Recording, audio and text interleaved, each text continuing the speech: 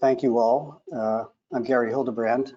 My partner Eric Kramer is with me, and we want to begin by thanking the two trusts and your advisors, and thanking our team, Aaron, Justin, Scott, Jennifer, Boya, Jeff, and Doug Reed, and others in the office. And our brain trust, Ethan Carr, Steve Applebaum, Jesse Keenan. And I am just very thrilled, as I know Eric is, to be sharing the dais with our fellow presenters. We call our project an open work because we're looking ahead 100 years, and we can be sure that assumptions will change over time. We do this also because open work embraces the idea that the work is contingent and layered, humane, and inclusive. We have pretty good models for measuring climate vulnerabilities. You've seen them in Catherine's presentation. You'll see them again. And for predicting, the environmental scenarios that seem like doomsday. But we cannot exactly predict social change. Instead, we must shape a kind of projection of the future and develop conviction around what kind of a people we want to become. And we must believe in that projection. Here is where landscape architecture shapes social change. I want to admit that we've really struggled with the tension between, on the one hand, an evolving and dynamic view of our freighted American narrative. David Brooks last week in the Times called for a really serious need to reconstruct meanings, symbols, values, and narratives in the post-COVID world, and he was right. And on the other hand, we had the need to settle a plan, describe a set of scenarios whose implementation will surely be affected by the social change we are not able to predict. So the plan then has to be a model of a future that we believe in, that we have conviction around, but also a model that remains open to the continued accrual of meanings, symbols, values, and narratives for future generations, whom we are here to help shape, but whom we can't really know. Next, we're here because we know that the tidal basin and the mall are at severe risk. We can project, as I've said, the impact of changing climate conditions on the site, though we may no longer be able to really control them. The tidal basin is also a cultural landscape, but as we said, it's harder to project cultural change. In 1902, the Senate Park Commission didn't just react to their time, and we're not either. They envisioned a city of the future. Here we embrace the strength of their plan as a metropolitan vision, connected parks based on topography and drainage, relationships to the river, with substantial provision for recreation across the city's neighborhoods. A lot of that has been overlooked in the so-called McMillan Plan. While the monumental core got most of their attention, actually got most of the public's attention, and historians, frankly, as well, the report centers on the Washington Common, an inclusive recreational landscape for Washingtonians, not just for the federal city. A shaded cooling forest along the Potomac that integrated with, but also found distinction from, the insistent and singular axis of the mall. Of course, it wasn't realized as such. We see value in thinking of the tidal basin as a Washington Common for our time, integrating it with the monumental core, surely, but celebrating and accentuating differences too. A place that welcomes all citizens and celebrates diversity and complexity. And that is a more fluid and dynamic expression of who we are and who we ought to be as a nation. So this renewed tidal basin really is a landscape of and for the many. You've had the engineering of the flats of the Potomac in the 19th century. We had the presence of the engineering, the beautification period, profound voices in revisiting the narratives of our collective memory, the voices of strong women leaders throughout the 20th century, Michelle Obama wonderfully among them, the celebration of the cherries. We've had the darker past of segregation, the recreation focus, quiet gatherings, solitary escape, daily survival. So it's accrued meaning over time by the moments that we have celebrated there, by the cultural moments that the tidal basin has witnessed, from the changes of the seasons to its beautiful, but let's admit it, fragile condition today. And most recently, in the COVID pandemic, we see the need to close the park, which is, terrifying in a way, to those who would come to take solace in its humanity. This is not the picture we want. The sense of the preciousness of time has become more real than we ever imagined in the past 3 months. In light of this history, we posit that the unique significance of the tidal basin is that it truly and uniquely expresses the complexity of who we are as a nation. When we see that in the context of the mall itself, we recognize that the tidal basin is really less singular and more complex. As Lyndon Johnson said in the wake of JFK's assassination, we believe that our strength as a nation comes from our difference. We must desire an integration of difference, but not its artificial erasure through designed assimilation. The tidal basin does that. It's less monumental and more ephemeral. As Eliza Skidmore, the woman most directly responsible for the planting of the cherries at the basin, noted, it's the ephemerality of the bloom that brings such power to the experience. Ephemerality is central to our humanity, a quality that must remain foregrounded in the tidal basin. It's less resolved and more constantly in progress. It really is like the original vision of our national identity. The tidal basin isn't perfect. It's not complete. It's in a constant state of becoming. When we as a nation believe we have accomplished our greatest acts, we lose our strength. The tidal basin must extend a sense of aspiration for a future still to be shaped. Said most simply, we understand that the tidal basin has represented many voices, making themselves heard over time. We question what our voice will add to that chorus. And we really want to be careful to recognize that the project itself, whatever it is, must encourage future voices to make their marks as well. So our vision for the tidal basin may not look radical, but nor is it purely responsive to climate change.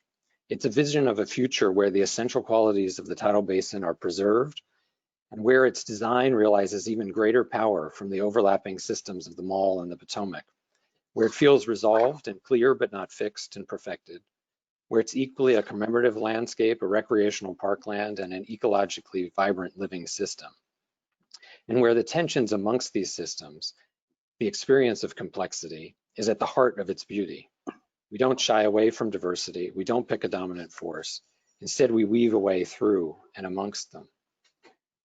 If we want to operationalize this belief that the tidal basin remain an open work, how do we do it? Well, first, we recognize the genesis of the basin and the layers of ownership over time. As the CLR has identified, there is no one period of significance. Instead, the significance has accrued over time. It's come from the moments of engineering and beautification and commemoration. But as we look ahead, the physical fabric of this landscape is indeed at risk from subsidence and sea level rise, among other things. If we look at the totality of this picture, it's overwhelming. But by understanding the relative elevation of our site's elements, we can see that the risk is also relative, and crisis arrives on varied timelines. Some things can't be flooded at all. Other things can accommodate periodic flooding. Others will only be in danger when daily high tides make them inaccessible. This framework tells us when and where to act, but enables flexibility and a continued improvisation. Our treatment approach then asks, when preservation of elements in place is not possible, what do you do? The answer lies in preserving qualities and characteristics of significance, not the objects and the elements. This isn't radical either. It's in the guidelines. For the tidal basin, it's in the human scale of the path, the sequence of movement, and the layered experiences of time and space. These are the most salient features, and these are the ones which we extend.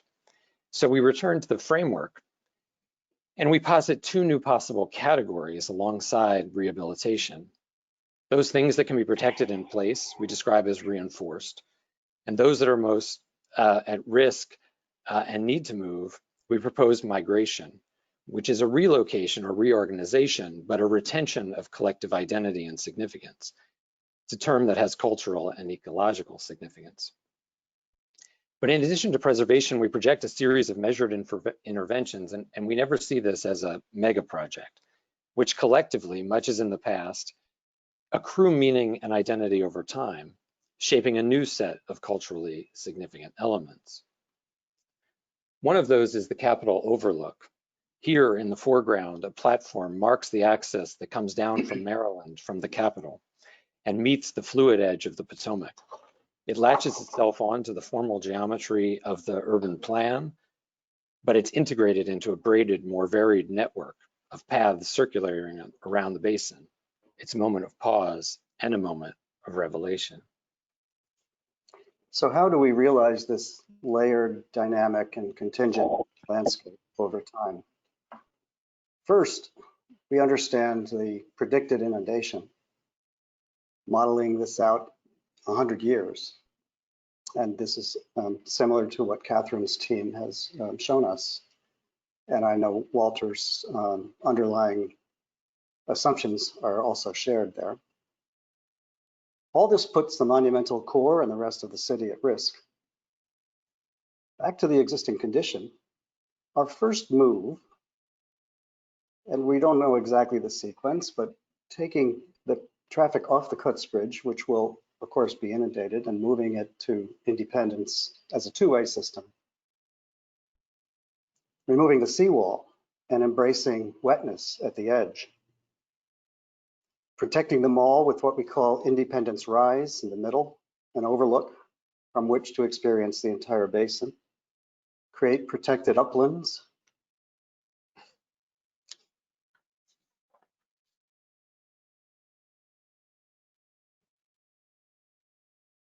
And build a new perambulation, a woven, multiple perambulation. First, a marsh path recreates the original perimeter path. Memorial path connects the commemorative sites. The cherry path, even higher still, out of the reach of yearly inundation. And finally, a braided network of connectors and links. The memorials are reinforced. Slight relocations for George Mason and John Paul Jones. Now we're showing the vegetation, cherries migrated, evergreens, and the diverse deciduous canopy. Active recreation. We've also envisioned this plan to be pretty bold. And 100 years from now, we think maybe the 14th Street Bridge isn't there anymore. And 395 maybe not there anymore. As was embraced in the 1997 extending the legacy plan. But we have to say the project is not contingent on that move. And now you can see this come together in a partly reinforced, partly migrated memorial landscape. Next. So here's a view over at the Jefferson. You can really understand this kind of multiplicity of ways of experiencing the festival and all of the other events and the everyday access to recreation that we envision. At the heart of the project, then, is the evolution of this landscape, which is now structured around really quite a singular circuit walk to a landscape of multiple pathways and multiple experiences. This builds upon the belief that multiplicity is a virtue. As one walks around the tidal basin, whether you choose the marsh path or the cherry walk, we all have varied experiences. But out of this overlapping and layered condition of perambulation around a central core, a shared experience is cultivated. We gain shared narratives, common language, through which difference is moderated and negotiated without being silenced or erased. We've drawn a series of sections around the perimeter of the basin that reveal how these paths navigate different terrain and different ecological communities. But there really are three primary moments: a memorial walk that links each of the memorials, an upland cherry walk that stays out of the tidal range and preserves the experience of walking through a ring of cherries, and a new walk along the marsh that basically scribes the edge of the current seawall, but has transformative experience of being over water and over marsh.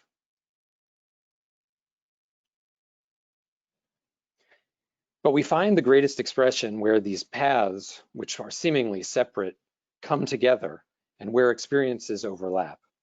Here at what we call Independence Rise, where today you find Independence Avenue Bridge and the lagoon, we see a pedestrian bridge linking to the Holocaust Museum, and as a straight shot, scribing the geometry of the city back onto the park.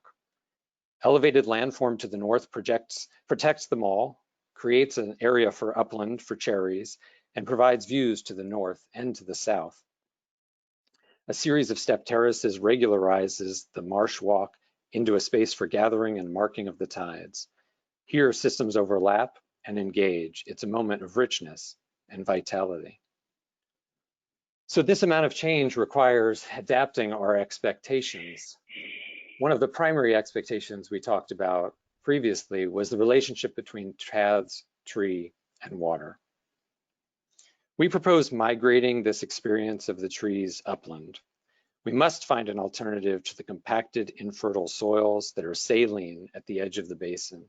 Today, rain just washes off and erodes into the basin.